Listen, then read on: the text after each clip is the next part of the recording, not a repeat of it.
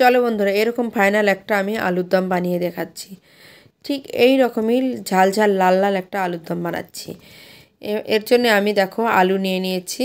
আলুটা সেদ্ধ আর ছুলে নিয়েছিলাম, সেটা স্কিপ করে গেছে, দেখাতে পারিনি। ভিডিওটা কোনো কারণে স্কিপ হয়ে গেছে। আর তারপরে হলুদ আর লবণ দিয়ে আমি আলুটাকে ভেজে নিয়েছিলাম। দেখো কড়াইতে তেল বসিয়ে দিয়েছি, তেলের মধ্যে জিরা, লঙ্কা, শুকনো লঙ্কা, তেজপাতা ফোড়ন দিয়ে দিয়েছিলাম। আর একটু গোটা লবঙ্গ আর ছোটো এলাচ দিয়েছিলাম। দেখো টমেটো কেটে দিয়েছি, টমেটোটা একটু নাড়াচাড়া করে ভেজে নেব। ফ্রেন্ড, আমার ভিডিওগুলো তোমাদের কেমন লাগে তা কমেন্ট করে অবশ্যই জানাবে। যদি আমার ভিডিওটা ভালো লাগে তাহলে একটা লাইক, কমেন্ট, শেয়ার করে আমার পাশে থাকবে, ফলো করে আমার পাশে থাকবে। দেখো টমেটোটা একটু ভাজা ভাজা করে নিয়ে পেঁয়াজ আর রসুনটা যে কেটে রেখেছিলাম ঝুরি করে, সেটাকে এর মধ্যে আমি দিয়ে দিলাম। এই শীতকাল থাকতে থাকতে ঠিক এই রকম করে একটা আলুর দম রান্না করে তোমরা খেয়ে দেখো ফ্রেন্ড। আমি কিচ্ছু বানিয়ে বলছি না, আশা করি রেসিপিটা তোমাদের খুব ভালো লাগবে। দেখো এবারে জিরা, লঙ্কা আর আদা বাটা ছিল, সেটাকে আমি কিছুটা পরিমাণে মশলা দিয়ে দিলাম। আর দিয়ে দিলাম পেঁয়াজ বাটা আর রসুন বাটা।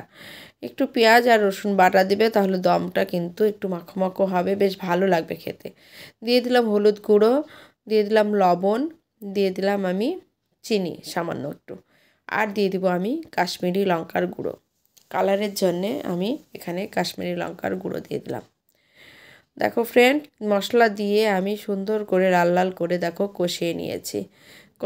কষিয়ে নেওয়ার পরে আমি কিছুটা পরিমাণ মটরশুঁটি নিয়েছিলাম, সেই মটরশুঁটিটাকেও এর মধ্যে আমি দিয়ে দিলাম। দিয়ে আমি সমস্ত মশলা সুন্দর করে আমি কষিয়ে নিয়েছি। দেখো দারুণ একটা কালার এসে গেছে, এর মধ্যে তেল ছেড়ে দিছে মশলা থেকে। আমার মশলা প্রায় কষানো হয়ে গেছে। আর যে আলুটা আমি হলুদ লবণ দিয়ে কড়াইয়ে ভেজে রেখেছিলাম অপর একটা কড়াইয়ে, সেখান থেকে সেই ভাজা আলুগুলো এর মধ্যে আমি দিয়ে দিলাম।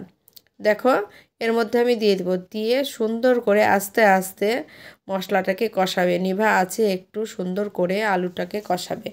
আলুর দম রান্না কিন্তু আলুটা অবশ্যই সেদ্ধর পরে ভেজে নেবে, না হলে কিন্তু একটা কাঁচা কাঁচা ভাব থাকে, দমটা অতটা ভালো লাগে না।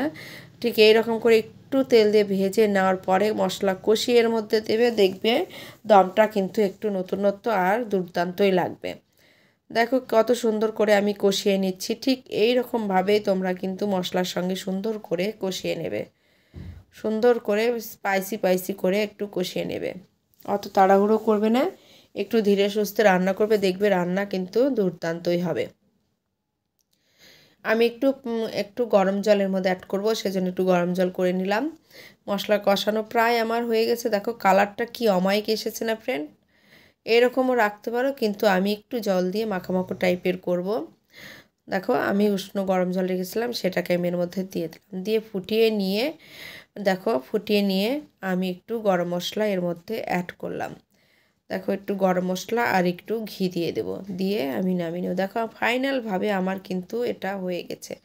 আমি একটু নেভা আঁচে রেখে দিয়েছিলাম, বেশ সুন্দর করে অনেকক্ষণ টাইম ধরে আমি ফুটিয়ে নিয়েছি, আর একটু মাখো মাখো টাইপের আমি করে নিয়েছি।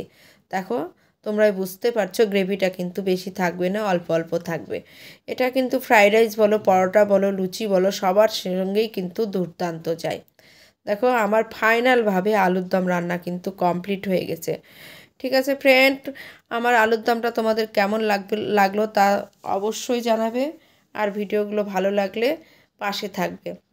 ঠিক আছে ফ্রেন্ড, শুভ দুপুর, ভালো থেকো সকলে, সুস্থ থেকো, নমস্কার।